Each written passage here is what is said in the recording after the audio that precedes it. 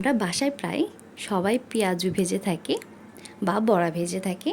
অনেক সময় দেখা যায় পেঁয়াজগুলো নরম হয়ে যায় বা বেশি শক্ত হয়ে যায়, কিন্তু আমরা বুঝতে পারি না কেন এমন হচ্ছে। কিছু টিপস ফলো করলেও আমাদেরটাও হয়ে যাবে একদম পারফেক্ট। আসসালামু আলাইকুম, আমি মাহি, আপনাদের সবাইকে স্বাগত মাহি রান্নাঘরে। আমি এখানে ডাউল নিয়ে নিব। আপনারা আপনাদের পরিমাণ মতো ডাল নিয়ে নেবেন, কতটুকু আপনারা বড়া করতে চাচ্ছেন সেই অনুযায়ী। আমি ডাউলটা ভালোভাবে ধুয়ে ভিজিয়ে রাখবো। এটা আপনাদের সময় অনুযায়ী আপনারা ভিজিয়ে রাখবেন। আমি আধা ঘন্টা ভিজিয়ে রেখেছিলাম। এখন আমি এখানে নিয়ে নিব কাঁচামরিচ, আদা আর রসুন। আমি আদা রসুনটা বেটে নিচ্ছি। আমার আদা রসুনটা বাটা হয়ে গেলে সাথে আমি কাঁচামরিচটাও বেটে নিব। যদি কাঁচামরিচ বাটতে আপনাদের সমস্যা হয় তাহলে সামান্য একটু লবণ দিয়ে দিবেন। কাঁচামরিচে লবণ দিয়ে দিলে কাঁচামরিচটা অনেক মিহি হয়। আমাদের কাঁচামরিচ, আদা এগুলো বাটা হয়ে গেলে এখন আমরা ডাউলগুলো বেটে ফেলব। এখানে একটা টিপস আপনাদের শিখিয়ে দেই। অর্ধেক ডাউল একদম মিহি করে বাটবেন আর অর্ধেক আধ ভাঙা করে বাটবেন। এই আধ ভাঙা ডাউলের জন্যই আপনাদের বড়া বা পেঁয়াজুটা এত মচমচে থাকবে আর খেতে অনেক বেশি ভালো লাগবে। যখন এটা দাঁতের নিচে পড়বে তখন মুখে অন্যরকম একটা স্বাদ ফিল করবেন আপনারা। এখানে আমি কতটুকু মিহি করব আর কেমন আধ ভাঙা রাখবো আপনাদেরকে টোটালটাই দেখিয়ে দিব। এখানে আমি দেখুন একদম মিহি করে ফেলেছি আর অর্ধেকটা আমি আধ ভাঙা করে নিব।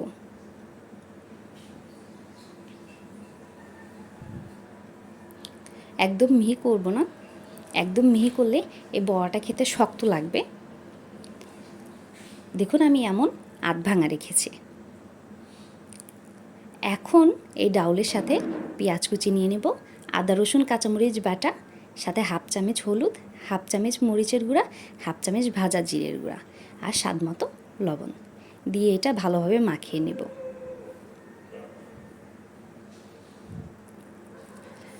আপনাদের হাতে সময় থাকলে এটা মাখিয়ে আপনারা কিছুক্ষণের জন্য সাইড করে রাখতে পারেন।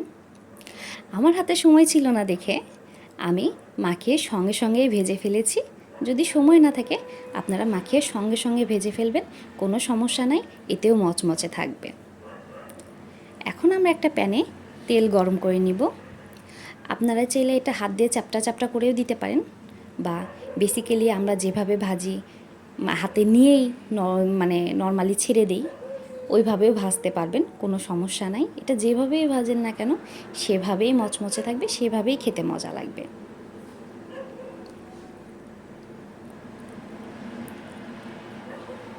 পেঁয়াজগুলো এক পাশে যখন ভাজা হয়ে যাবে তখন এটা আমরা উল্টে পাল্টে দিব। একটা বিষয় খেয়াল করলেই বুঝতে পারবেন, আমাদের পেঁয়াজগুলো কিন্তু একটু পোড়েনি। অনেক সময় দেখা যায় পেঁয়াজগুলো পুড়ে যায়, খেতে ভালো লাগে না। এভাবে ভাজলে 4-5 ঘন্টায় এমনিতেই ইজিলি অনেক মচমচে থাকবে। আপনারা সবাই বাসায় ট্রাই করে দেখবেন। সবাইকে ধন্যবাদ।